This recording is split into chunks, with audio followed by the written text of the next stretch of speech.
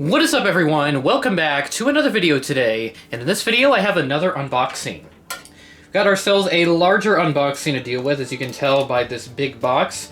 Coming over from Panda Fox Toys again, if I can get underneath the tape here, there we go.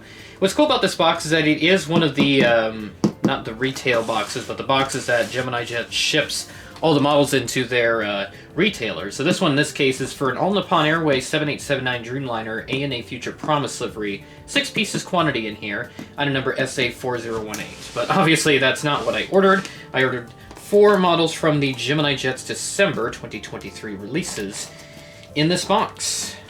Took me a while to finally get open, and I kind of bent it because I was using some caveman-like forces to rip this thing open, but here we go. So we open up the box, got a whole bunch of paper on top, and there is the first 2 models in question. Yes, I ordered 4 models out of this release as mentioned, and they are cold to the touch because I think it's still below 0 out. This box has the invoice enclosed. Let me remove that. And it is wanting to come open already, so let me fix that. First model in here is going to be the Porter Embraer E195 E2. Very excited to unbox this. The first E195 E2 release in 1 to 400 scale, period. Cannot wait to unbox that. Second model that we have in here is this lovely Southwest 727-200. This one has the different Southwest titles as you can see, and we'll take a look more at that. Can't get the glare out of the way, there we go. But we'll take a look at that livery when we get that model out of the box in just a bit. And then 2 more contemporary models in here. Another replacement for my Aero Classics one that I have already, the Delta A320, and again, this box is one to come open. I'm hoping none of these models are broken, because that would suck. That's the second box that has tried to come open without me even doing anything to it. Because again, these are how the models arrived to me. I never tamper with them before unboxing. I just remove the shipping label. And the last model here that we have is the Spirit A321 NEO. Missed out on the NGs, and Gemini did it. I figured, why not? This will complement my 320 NEO very well. So with that being said, let's head up to the studio and we will begin the unboxing process. And here we go. Our first model that we're going to be unboxing is going to be the Gemini Jets 1 to 400 scale Delta Airlines Airbus A320 2023 release. Your standard Gemini Jets box got the 25th anniversary insignia, and as a matter of fact, let me check. Yes, all boxes that I have here have the 25th anniversary insignia, even though it is now 2024, so the 25th anniversary is no more, but we got another 25 years for Gemini Jets likely coming this way. Model inside, and your Gemini Jets pamphlet over here with all the aircraft information. And on the back, 2023 release, as you would expect, announced in the December batch. Item number on this is GJDAL 2094. Alright. First unboxing, second unboxing of the new year. And first out of this batch, here we go. QC check. 320s are always not the best for QC, but oh wow, okay. We're actually not half bad. I was expecting this to have some more problems, but this one's actually really good. Really impressed with this, Gemini, good job. And here she is, the Delta Airbus A320 by Gemini Jets. Really happy with how this model turned out. It almost looks like the nose shape has been improved a little bit also, but looking at it on camera, it doesn't look all that different from other A319 and A320 releases, and the A321 of course, but overall this is looking really nice, so let's go ahead and do a review.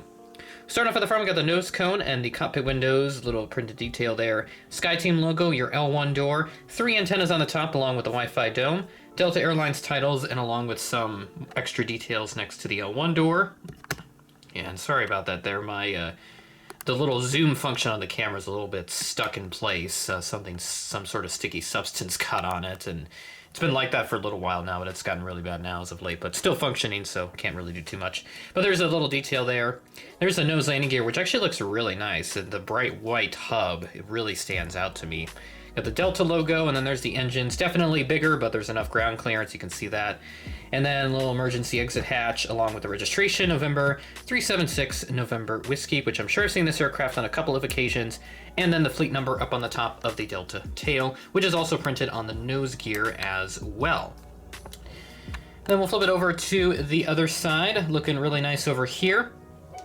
All your standard Gemini details and everything else for a Delta 320, which is looking really nice on this particular aircraft. Do a little front profile view just to check, and I mean, yeah, You can't tell me that that's not bad. I certainly don't see any major issues with this, other than the standard JC Gemini 320 family aircraft issues.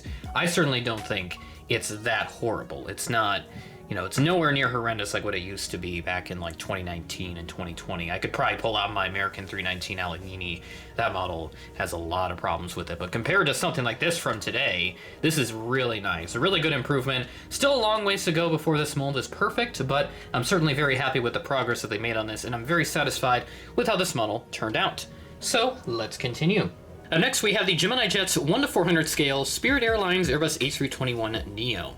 I'm sure every one of you has seen the news, but the JetBlue Spirit merger got blocked as of a couple of days ago, which is pretty big news, and Spirit is now looking for another buyer, since it sounds like their financial state isn't in a really good position right now. So really unfortunate for Spirit, and I didn't even realize it was that bad, but that would explain why Spirit was trying to merge with Frontier and then JetBlue, and now that got blocked by the government because of various regulations that would have been broken had the merger gone through. So it sucks for Spirit, but hopefully they can get back on the right track, and hopefully they don't go out of business, because then otherwise all of my Spirit purchases are going to be invalid at this point. So, but pick them up for now. Hopefully the situation gets better for Spirit in the meantime. Moving back to the model, we've got an inside and the plastic cradle and the standard Gemini pamphlet. And on the back it is, oh, this is 2024 printed on it. Very nice. Would you look at that? That's my first 2024 copyright date that I've seen on a Gemini Jets box. Looking really good. So very interesting as to why this had the 2024 copyright date, but then the Delta 320 had the 2023 date. But whatever. Item number on this is GJNKS 2224. Get my thumb under there. There we go. So we'll see how the Spirit 321 NEOs turned out. I thought something was attached, but no, it's just the glare kind of affecting my view. Take this out. Looking good, good, good, and good. Wow, I'm very impressed with this one. This looks really nice. Very happy that I finally have a Spirit NEO. And here she is, the Spirit A321 NEO by Gemini Jets. Starting off at the front, we've got the nose cone and the cockpit windows, which look really good. The cockpit mast is kind of high the nose shape a little bit, so it makes it a little better than what it actually is. We got the L1 door. There are 3 antennas up on the top, but no Wi-Fi dome. I don't think the Spirit A321 NEOs have it. I'll try and find a couple photos online, and I'll show if they don't have it, or if they do have it, then I'll mention it. But I don't think this particular example does, because there are some cases where some aircraft do have the Wi-Fi dome and others not. It's like the Spirit A321 that both Gemini and NG did back in 2020. They did different registrations, and one of them didn't have a Wi-Fi dome, whereas the other did. I think it was the NG that had it, and the Gemini didn't.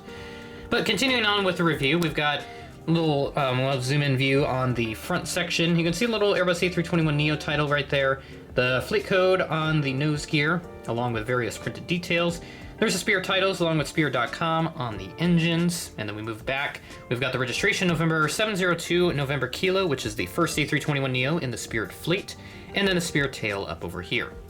The winglet also has Howdy printed on the inside of it. I'll try to focus on that here. The antenna doesn't get in the way here. There you can see the Howdy on the inside of the winglet. And the outside of the winglet is just a plain yellow color. But overall, not too bad. And I'll flip it over to the other side. Nothing too crazy on this side, pretty much the same. No other significant details to report on over here, so looking really nice. And underneath, standard Gemini Jet stuff, nothing unusual. I forgot to show the underneath on the other model too, so I'll go back to that here in just a second. But there's the antennas up on the top, and then of course I'll show the ground clearance on the Spirit NEO engines. You can see there is some, definitely not precise on the size of the engine still, but there is ground clearance, so that's what I'm happy about here in this case. And then I'll go back to the Delta 320 real quick, since I forgot to show that earlier. So here's the underneath of the Delta 320. Yes, Delta belly is included, and part of the stand hole rips off the A in Delta, and then there's a top section as well. So just wanted to show that before I forgot any longer into the video. So overall, very happy with this model. Glad to have a Spirit 321 NEO finally. Let's continue. This model is quite rare in the collecting community, but it has been made less rare by the fact that Gemini Jets has finally announced it. We have the Gemini Jets 1:400 scale Southwest Airlines Boeing 727-200. For those that don't know, yes, Southwest did actually operate the 727 for a few years. It was around in the 70s and 80s, I think late 70s and early 80s. They had various examples leased from other airlines. One of them was People Express. They had a whole bunch leased from, which had the standard Southwest livery at the time. I'll pop up a picture of what one looks like. And then we have this one, of course, as well, which has the different Southwest titles.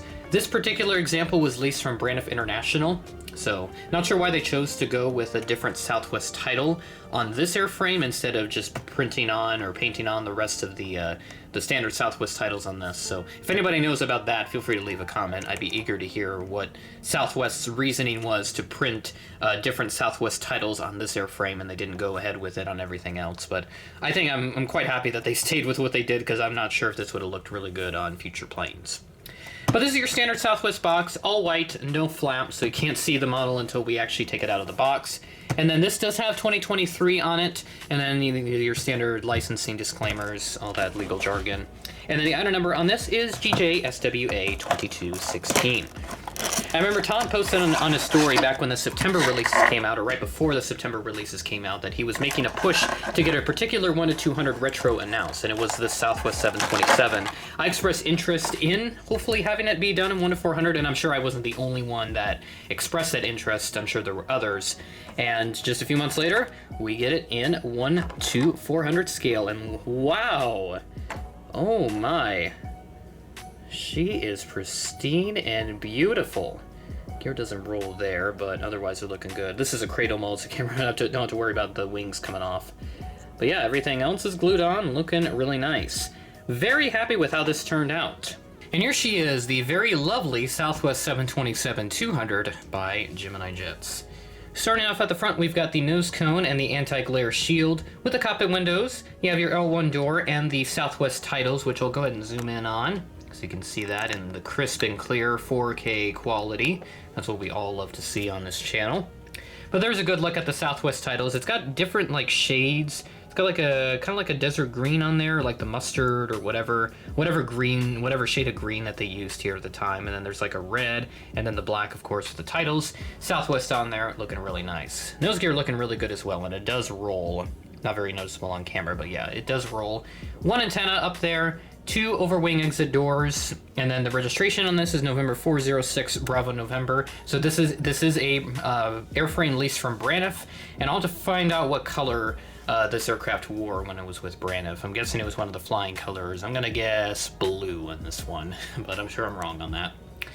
And then there is a beautiful Southwest tail with that same S that we saw on the titles up at the front of the aircraft. And then the engines, of course, which are correct. They are not supposed to have hush kits, because I know they had an issue with that on the National 727. They did fix it for their next release, which was a CP Air. I did not get that release, but I may have to hunt that down at some point, because I think it's still available at some places, but not as many as like the Southwest and all the new releases still. There's the other side of the aircraft, and then up here, there's the front. You got the smaller door on this side, and then all your standard details up on this side, extra luggage doors, all that fun stuff.